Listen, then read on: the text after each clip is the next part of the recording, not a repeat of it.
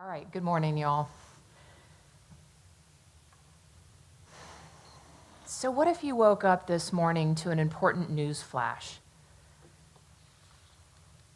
And what if that urgent news reported that there is something out there killing more people in our neighborhoods, in our communities, and in our homes than war, natural disaster, and murders? Sorry about that. Wars, natural disasters, and murders combined. The truth is there is something, and it's suicide. Now, chances are most of us didn't drive in this morning listening to that news flash on our radio. And sadly, we probably didn't hear about it as we got dressed this morning and watched TV. Because this is a national epidemic. And so why is it that we're not talking about suicide? Every once in a while it makes the news after a celebrity dies, but the truth of it is it's something that we're reluctant to visit about in our communities, in our neighborhoods, and in our homes. And so today, let's unpack this important conversation, and let's invite suicide as a conversation that we have even around the dinner table. This morning, we're going to learn these things. We're going to learn the facts about suicide, the contributing factors, the warning signs, the preventions, how to talk to our loved ones about suicide, and some important resources. Now, hopefully everybody has a handout, and if you don't, make sure and grab one on the way out. So let's begin with what we know, or what we think we know about suicide. And I'll start by saying this. I'm very, very proud that every one of you decided to take time out today to come and have this conversation. Because the truth of it is, we all know someone, either it's ourselves or someone we know, with suicidal ideations. And if you think you don't, you do. You just don't know that you do. So let's think about what we think we know. Let's take this quick suicide IQ quiz. We will actually be answering these questions as we go through the program today, but let's check in on where we are. So if you know the answer or you think you know the answer, raise your hand. Suicide is the blank leading cause of death in the U.S. Any guess? You said second? In some demographics, you're right. Overall, it's the 10th leading cause, but in the high school and college age group, it's number 2, right behind accidents. Number 2, y'all. It's the 4th leading cause in our 15 to 64-year-old span. Number 2, does talking with someone about suicide in attempt to help them and prevent suicide cause them to be suicidal? Yay, I heard a universal no. Absolutely not. In fact, talking about suicide or asking someone if they're having suicidal ideations does not put the idea of suicide in someone's head. In fact, just the reverse has been proven true in research. Talking about suicide can prevent someone from following through with suicidal ideations. How about number 3? How can I begin a conversation with a loved one on the topic of suicide? Any guesses? Just to bring it out, to be direct.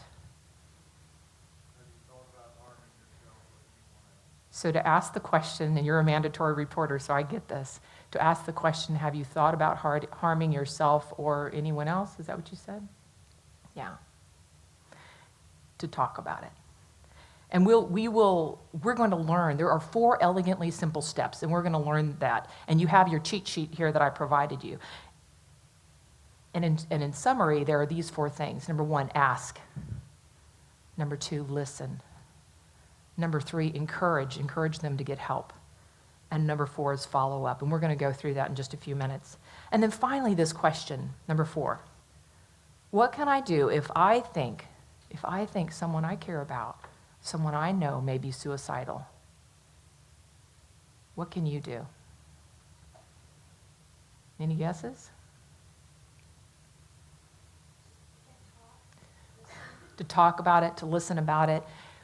Some of the short answer for that includes things like asking them if they have a plan. Do you have a plan? And if so, what is that plan? You can determine lethality pretty quickly. Removing threats, and if necessary, calling 911, getting help. We're going to go through all of that. But it's a good check-in to see, what do we know about suicide, or what do we think we know about suicide? So let's start with a few definitions. Suicide is the intentional taking of one's own life. It's best viewed as maladaptive problem solving. That's pretty important because some people don't understand what that means. So think of it this way. Suicidality really, at its core, is a problem-solving deficit. Suicidal ideations and the behaviors are not typically about dying as much as the need to find relief from the pain and suffering. Ironic. I'm going to say that again. Suicidal ideation and behaviors are not typically about dying so much as the need to find relief from suffering. This is true anecdotally for me when I've sat across many people who survived their suicide attempts, and this is exactly their story. For those of us that have loved ones that are suicidal, or that have friends that may have loved ones that are suicidal, it's important to think about our own emotions and our own feelings about suicide because, let's be honest, it's okay and it's normal to have some pretty strong reactions and feelings about suicide. And part of our challenge is to manage these feelings in such a way that they do not compromise our loved ones' care or our own well-being. Viewing suicidality as a problem-solving deficit rather than a character flaw is going to be key. It moves us from a place of being judgmental to a place of being compassionate, and it is what is going to keep the conversation open. I'm going to run through a few statistics. Each year, 50,000 attempt suicide, and 40,000 sadly die of suicide. That's more than twice the number of people that die by homicide, and that is more than all the number of people combined that die of car accidents. Each day, 108 to 117 people die by suicide. Men die by suicide about 3.5 to 4 times more likely than women. However, women actually attempt suicide about 3 times more often than males. 90% of those that have suicidal ideations, or attempt suicide rather, do not die. Y'all, that's a whole lot of people that have suicidal thoughts, because most of them you don't even know about. Suicidal rates are among the highest among middle-aged persons. Some studies will say older people, but they will categorize older people at 45, which kind of hurts my feelings, but 90% of those who attempt suicide have a mental health illness. 90%. Suicide rates are on the rise. Since 2001, they're up 32%. According to the World Health Organization, 1 million people every year will die from suicide. Friends, this is an epidemic that warrants and needs our attention. A few more statistics. Today, while we were getting ready, while we were driving here, 50 people have died by suicide. And in the hour or so that we're going to spend talking, another 4 to 5 will die from suicide. It's important to know the risks and to watch for the warnings. Some of the suicide risk factors include sex. We just talked about males are more likely to die from suicide, while females are more likely to attempt. Ages. Most research is right now centered around 45 and up. The older than that actually is a higher risk. And I would say anecdotally from my experience working across all those populations, My older population, my 60 and plus, definitely were more suicidal. And we'll talk about that in just a minute. Race plays a part. Marital status, diagnoses, prior suicide attempts, family history, unemployment, lethal means like firearms. The warning signs we need to all pay attention to and be mindful of include these: agitations, anxiety, panic attacks, current substance use, social withdrawal, insomnia, a purposelessness, a sense of hopelessness.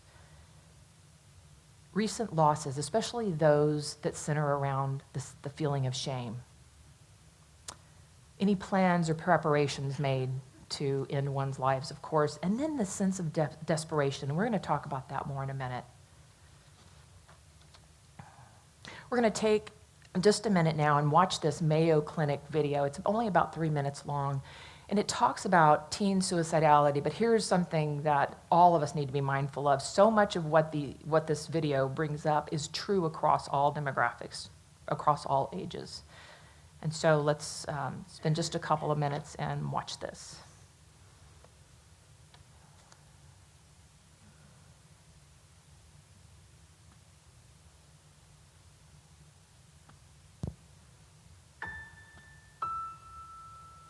I have my ups and downs, just like anybody else.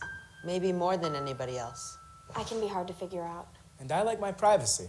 I don't want you looking over my shoulder all the time. But you know your kid better than anybody else. And if you think he's acting different than usual... Acting really down, crying all the time for no good reason. Or getting really mad. Not able to sleep, or sleeping too much. Shutting her friends out or giving her stuff away. Acting reckless, drinking, using drugs, staying out late. Suddenly not doing stuff he used to love. Or doing stuff that's just not like him. It might be nothing to worry about. It might just be high school. Or it might be something more. He might be depressed. Not just feeling down, really depressed. It might be that your kid is thinking about killing himself. It happens. More than you think. More than it should. And people say, I had no idea.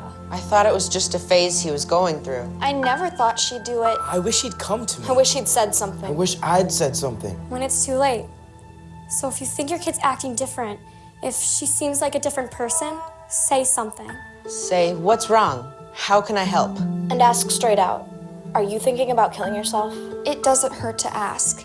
In fact, it helps. When people are thinking about killing themselves, they want somebody to ask. They want somebody to care. Maybe you're afraid you'll make it worse if you ask. Like, you'll put the idea in their head. Believe me, it doesn't work that way. It doesn't hurt to ask. In fact, the best way to keep a teenager from killing herself is to ask, are you thinking about killing yourself? And what if they say yes? Or maybe. Or sometimes, Well, here's what you don't say. That's crazy. Don't be such a drama you're queen. making too much of this. That boy's not worth killing Yourself. over. That's not going to solve anything. You're just trying to get attention. You're not going to kill yourself. What you do say is, I'm sorry you're feeling so bad. How can I help? We'll get through this together. Let's keep you safe. A lot of people think about killing themselves. Adults and kids. most of them never try it, but some of them do. So if your kid says, I'd be better off dead. I can't live with this. I'm gonna kill myself, Take her seriously. Find someone she can talk to about it. Someone who knows how to help. Sometimes kids want to kill themselves because something happened. A breakup, a failure. But sometimes it goes deeper, and it's not going to go away by itself. Get some help. Talk to your doctor. Or a counselor at school. Or your minister. but don't just let it drop. And make sure that your kid always has someone to turn to. Someone he trusts. Make a list together, right then. 3, 4, 5 names. Put a suicide hotline number on there too. Have him keep that list in his wallet, so he always knows where to turn. Make sure your home is safe. If you have pills she could use to hurt herself, lock them up. If you have a gun, don't just lock it up. Get it out of the house. The bullets, too. And one more thing. If you think your kid might be about to hurt himself, don't leave him alone. Take him to the emergency room. Call 911 if you have to. We all have our ups and downs, but sometimes it's more than that. If you think something's wrong, the only way to find out is to ask. Ask straight out. Are you thinking about killing yourself? Don't wait until you're sure. Trust your gut. Because it never hurts to ask. And it can make a big difference. All the difference. In your kid's life.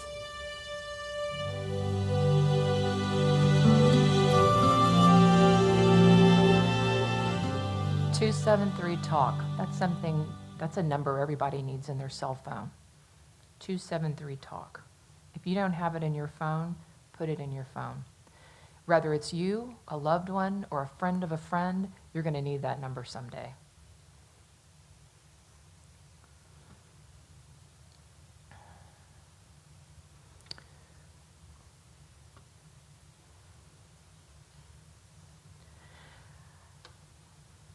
So the takeaways from the video, what did you learn? Say something, ask.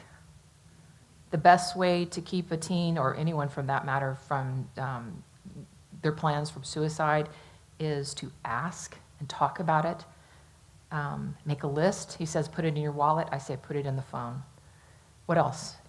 Any other personal takeaways from that video? Okay. What not to say. We're actually going to talk about that in just a minute. I'm glad you brought that up. Yeah, in our rush to help, sometimes we are caught up saying the wrong thing and don't even realize it. So in your handout, you have what I call these 4 elegantly simple steps. These are so practical. How to talk to anybody about suicide. Number 1, ask. Invite that conversation. Number 2, listen. Actively listen without judgment. Number 3, encourage, be supportive of that conversation to continue. And of course, when they need help, make sure that they get immediate help. And then finally, follow up. It's not enough just to have that conversation once, and sometimes not enough twice or 3 times. You're going to have to follow up again and again. So let's go back to the number 1, to ask. How do you ask? And this young lady brought up that point from the video. There are right ways and wrong ways to ask. So how do you ask someone?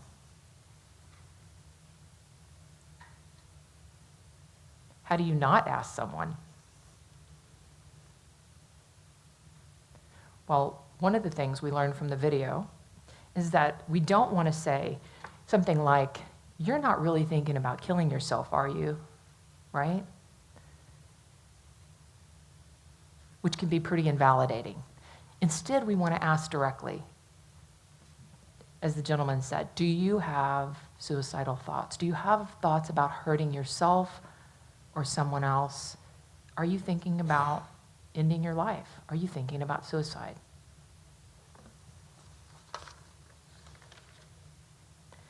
Online, you can follow these 4 basic talk to me steps. All of this is readily available online, and it's a great guide and a simple guide to help move you forward. This is something that you're going to want to take to your families. You want to bring this into a tabletop conversation with your loved ones. No, it's not an easy conversation, but we were having this, we were talking about this actually right before this presentation, and that is, we talk to our family members and our loved ones about a lot of difficult things. And so we're capable of having the conversation about suicidality. Sometimes we just need a little support. This can be a guide that can help start that conversation. Additional guides will be the videos that are available online. Each of these papers comes from a source like American Foundation for Suicide Prevention. They have a plethora of really good videos and resources that you can sit down with your loved one and have that conversation. Now, what you don't want to do is say, okay, go to the other room, watch that video, and then get back to me.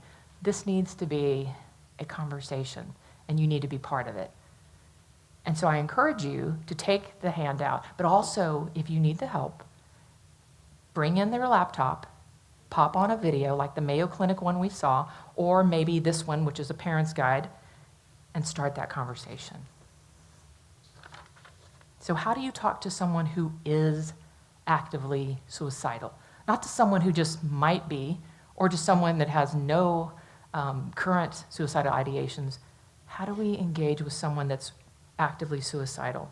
I want to read you some examples of some of the comments that I've heard over the years from some of my suicidal patients. An elderly mother said over the phone to her daughter, I just don't see the point in living. A son in college shared with his mom, sometimes I think about driving my car off the road. A man shared with his friend, I have so many problems. I think my family would be better off without me. Have you ever heard these? Have you ever thought of these? These are suicidal ideations. Now, I want to be clear in saying that suicidal ideations are not the same as suicide, right? These are thoughts about suicide. And the truth of it is that most people, if you want to get real, have suicidal ideations at some time in their life, some fleeting existential crisis, whatever, right? But 90% of those that have suicidal ideations do not go on to attempt suicide. However, you don't know who will, and so every suicidal ideation conversation needs to be taken seriously, every one. And if you think your loved one is immune from attempting suicide, think again. I've been to too many funerals. I've officiated too many funerals of people who swore that their loved ones were not suicidal, but they were. So talking to someone about suicide, we need to talk about all deaths. Don't wait until the next celebrity dies from suicide. All suicide conversations are important. So begin that conversation this week. What are you waiting for? Talking about suicide saves lives. And again, it might not be you or your loved one, but someone you know in the workplace, in the school, in your church, sitting next to you in the pew, is having suicidal ideations. So this is Amanda, and every day she reported going onto social media with her friends, and these so-called friends were bullies, and they encouraged her to think about killing herself. And she attempted, but fortunately Amanda did not die. This is happening in every school. This is also happening in the workplaces. The conversation, the encouragement that people are giving to kill, telling someone to kill yourself has now become a legal matter. In fact, there's 2 court cases recently that of minors who told another minor, oh, go kill yourself. And they did. And one of them recently was sentenced for that. So even the conversation about encouraging someone to complete suicide or to attempt suicide is now reaching into the legal fields. There was even, earlier this year, that young man that killed himself while he was talking on the phone with his girlfriend, and she encouraged him to kill himself. Yep, there was her comment was earlier this year, there was a young man who completed suicide after his girlfriend over the phone encouraged him to do that. And that was one of the ones I think that went into court, and I think she was found guilty and sentenced. Conversations about suicide are very serious. So in your handout, you also have this kind of survival guide. How do you help someone who's suicidal? Let's take a look at the highlights. Number 1, prepare yourself. You're here. You're wanting to learn about what to do. Number 2, ask the person if they are thinking about killing themselves and if they have a plan. And remember, ask them what that plan is. Number 3, be understanding and non-judgmental. When we start operating out of a position of our emotions and maybe getting judgmental in that conversation, the conversation will stop. And so to keep it going, try to keep your emotions in check. Determine if there's an immediate danger and if you need to call 911. Here's something I want you to know, that it's important for us to ensure the safety of the person who's intent on trying to kill themselves, but do not put yourself at risk or others at risk in doing so. Sometimes the safest thing to do is to walk out of the room while calling 911. Do not put yourself at risk. And then finally, make sure as much as you can that that person gets help. Counselor, psychiatrist, a psychologist, and of course always you can dial 911 or any of the other numbers, 273-TALK. They can help direct you to more resources as well. More on suicide prevention. So if a person is actively suicidal, you generally don't want to leave them alone. But again, I want to stress, if they are a threat to you or to anyone else, you have got to leave the area. One of the things you can do is to help minimize risks, and you can so-called suicide-proof your home. If you have someone that has suicidal ideations, you need to look around their environment and assess what risk factors you might be able to take out. These include medications. And by the way, medications can really surprise you. It could be the prescription bottle of whatever, or it can also be that Tylenol bottle. Support. Make sure they have someone that they can talk to. And then lethal means, such as firearms, you want to make sure that those are removed. The suicide proofing, I want you to be careful because that can be a very elusive goal. We learned this the hard way at Menninger in that we were in an environment that we watched meticulously and watched for any means possible that someone could attempt suicide. And let me assure you, people can be extremely creative. And so do not lull yourself into a sense of complacency thinking that I rid the home of these certain things and we're fine. You want to go in with your eyes wide open on this one. If someone is really intent, they can be incredibly creative. So you're going to want to get some additional support on this one. Talk to a professional and they can help guide you through that process. One of the reasons I think at a national level, at a community level, at a neighborhood level, and definitely in our homes, that suicidality can be so difficult to talk about is because of the role stigma plays. You know, not too many years ago, some of you are too young to remember this, but cancer was something that was heavily stigmatized. People thought, well, you don't want to go to so-and-so's house, they have cancer, and you know it could be contagious. Or as a minister, I would hear, well, you know, so-and-so got the cancer because they sin. It seems incomprehensible now. But the truth is until people were brave enough and bold enough to start that conversation about cancer, and until funding came and research followed and lives were saved. And now we have fun runs and casserole meals that show up, and I mean, you name it. We would not imagine stigmatizing cancer now. But not too many generations ago we did. Mental health is one of those things that, like cancer, is struggling with some stigma. And so I'm grateful for the Hope and Healing Center for their work against stigma and for those organizations. And if you don't have one of these, grab one on your way out, that address mental health stigma. The conversations about mental health stigma, I'll just say this, are going to change because of the conversations that you're willing to have, including coming here today, and the conversations you're willing to have in your home, and that's how we're going to change the stigma.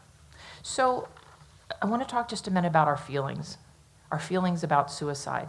So if I were working with a loved one with suicide or a patient that has suicidal ideations, and if I were to say, there's no point talking about it, that's an indication of my anxiety and my avoidance. And if I were to say, if a person's really intent on killing themselves, well, there's nothing you can do to stop them. That's actually an indication of my hopelessness.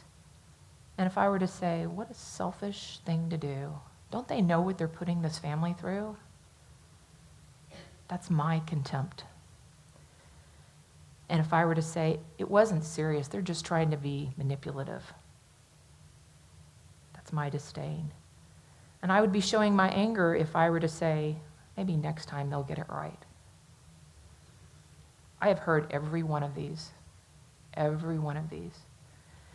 These are normal emotions, but again, as those of us that are trying to work with our loved ones that have suicidal ideations, we've got to keep our own emotions in check.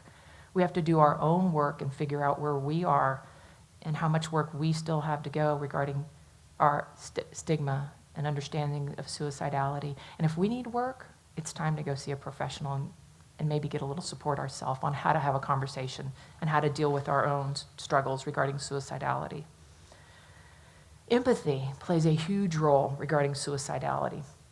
I want to do this, kind of humor me and do this experiment with me. I won't make anybody share, so relax, but I want you to try this experience. I want you to kind of think for a second, close your eyes if you need to. I want you to think of a highly personal fact about yourself, one that you've never disclosed to anyone, one that you're not proud of. And now imagine being asked a question about that very subject, about that very secretive fact by someone that you've only recently met, and someone that you're not quite sure if they're on your side or not. How would you feel? How would you behave? What would you most need in that scenario?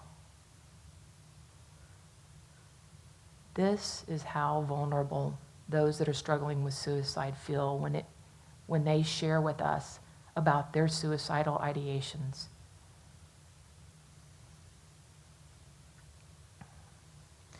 The opposite of empathy is invalidation.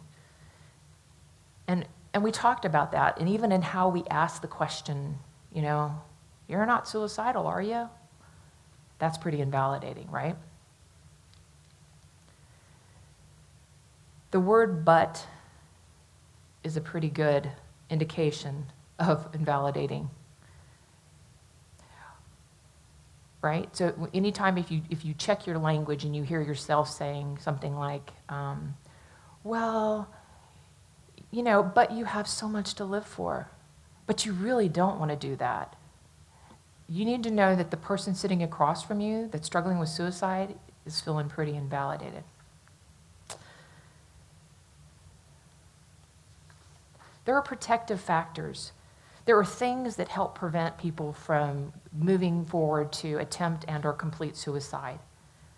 And these include family and community support, fear of pain, fear of dying, cultural and religious beliefs, medical and mental health care support, clinical care and support like counselors and therapists, limiting access to lethal means, and someone who has a future perspective and has values and meanings and goals. These are things we want to see when we're dealing with someone that has suicidal ideations, because these are protective factors.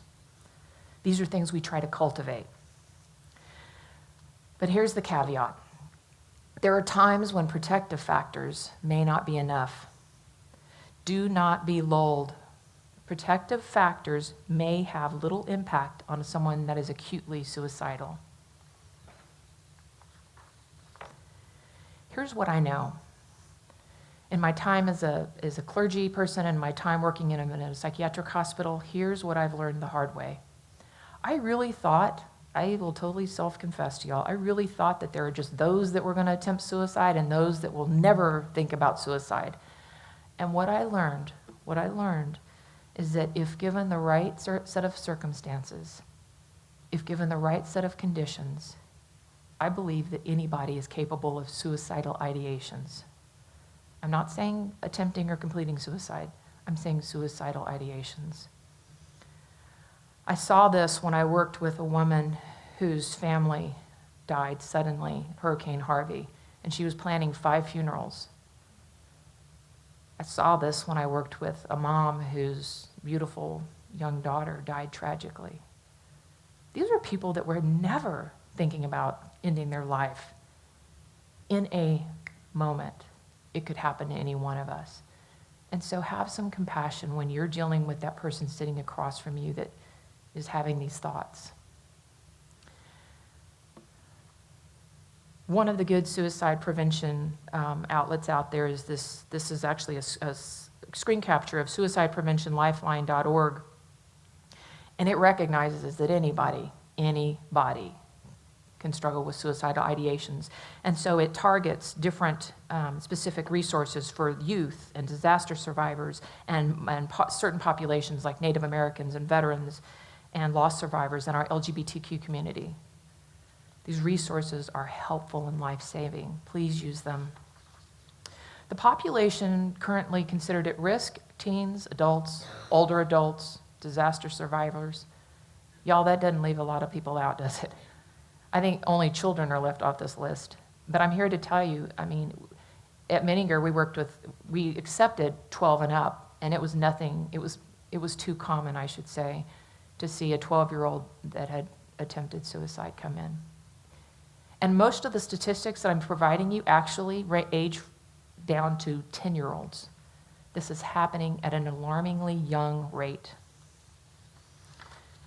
And sadly, I think if I were to show this screen, a year from now, I think the research is going to bear out that this is really going into our children demographic as well. So the suicide facts about older adults. This is a population I'm very sensitive to. I did a lot of pastoral work in this population, and I learned a lot from this population about suicide. It's the highest rate of suicides in America, again, about 45 to 64. More common among older adults, suicide attempts are more likely to be fatal among older adults, and older adults tend to die on their first attempt. This is an at-risk population. Okay, y'all, here's the good news. There is so much hope available. And hope, I think, is going to be the secret weapon that really begins to turn this dialogue about suicidality around and some of these statistics around. Just this morning, I was reading in Counseling Today, Infusing Hope Amid Despair. There are these two economists, Princeton University, 2015 research came out, and they call it the death of despair, and what they term as the death of despair are deaths by suicide and alcohol and opioid. And they note that some populations, some demographics in America, their mortality rates are really increasing, and they are linking it to stress. And the link is between stress and hopelessness. And the root of that, the article argues, is isolation and disconnection. Isolation and disconnection. How many times have those of us that live here in Houston, what are we, the third largest city in the U.S. now? How often have we, amidst a sea of people, felt lonely? Yes, ma'am. What comes to my mind is in this day and age of texting is that we're not communicating one-on-one with one another. It's always digital. And I think it's going to come back to haunt us, is that we need that one-on-one communication because a text will not communicate how someone's really feeling. You have to see them. Make a difference. Yes, this kind woman here just raised the issue of social media and how we really are not communicating face-to-face anymore in a lot of situations, yet we think we're connected, and what a farce that connection and how fragile that connection really is. And when it comes to mental health, it's not helpful. In fact, I was at another talk last week on teens, but what they realized was that teens are at a high risk, because this is the demographic that's being raised in this social media world. They're at a high risk of depression because directly correlated with the amount of time they spend online being connected. It's a farce, and you're right. It's a huge risk factor. And so here's the hope. The hope is we can have real connections, not superficial, be my friend on Facebook connections, which I don't want to minimize that. For some people, that is helpful. But there's a place and an argument for real face-to-face conversations and human contact, right? And so the hope is that we can improve connections. And this argument was actually articulated through this article. And not only a big part of how we connect is through our faith communities, like over here at St. Martin's, and through whatever faith tradition you're in, and your family, and your friends, and through coming to the different programming at the Hope and Healing Center. This is how it begins. This is how we turn this conversation around. This is how we drive those statistics down.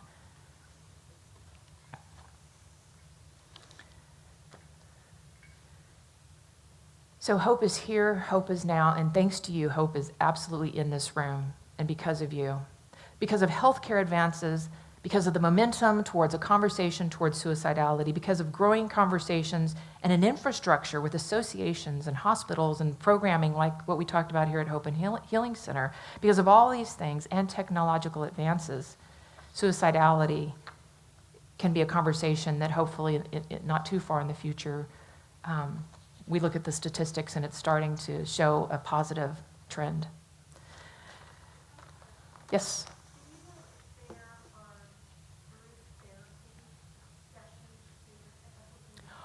Are there group therapy sessions for suicidality or?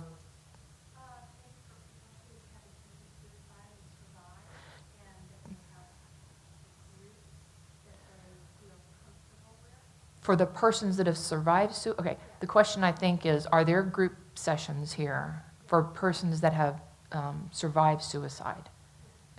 Do you know?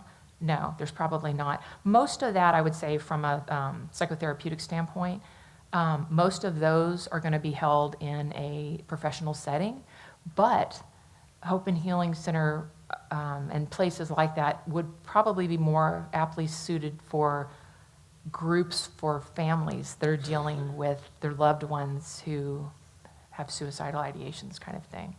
But there are resources, there are groups in existence. So you need to know that. And I will follow up at the end of this with you on that, okay? Anybody catch this? Houston Chronicle, September 9th. Brain scans eyed to predict suicide attempts. How cool would it be if I could just send a patient to go get a brain scan if I'm concerned that they may be suicidal? Because I'm telling you, I've sat eye to eye, face to face with people that I, with my professional training, had no clue that they were going to attempt. And I would argue that some of them themselves didn't have a clue that they were going to attempt. But how cool would it be? The technological advances are on the horizon.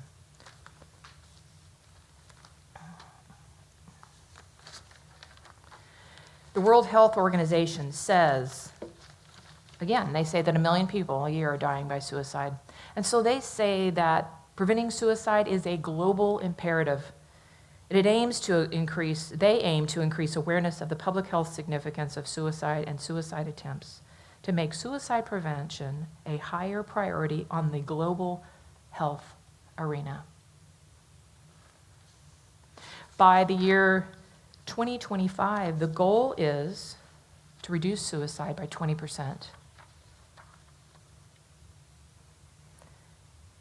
And we've already seen that. And how do you go about reducing suicide, much less by 20%?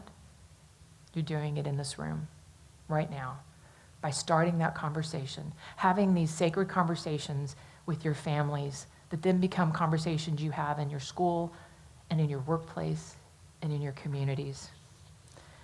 These conversations are life-saving. To begin these conversations and to help you through the different twists and turns, remember you've got resources. You can call NAMI, National Alliance of Mental Health Illness, for support, and they have a great online program. And for those, especially our youngers that don't really want to talk on the phone, you can text. You can text to them. Additional resources, I mentioned Hope and Healing Center has a number of resources, and one of them is through their mental health gateway. That's actually an arm of Hope and Healing Center through St. Martin's Church that offers general mental health issues.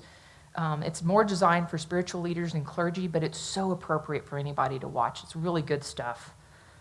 And of course, foundations like the American Foundation for Suicide Prevention. Friends, let's keep this conversation about suicide going. Thank you.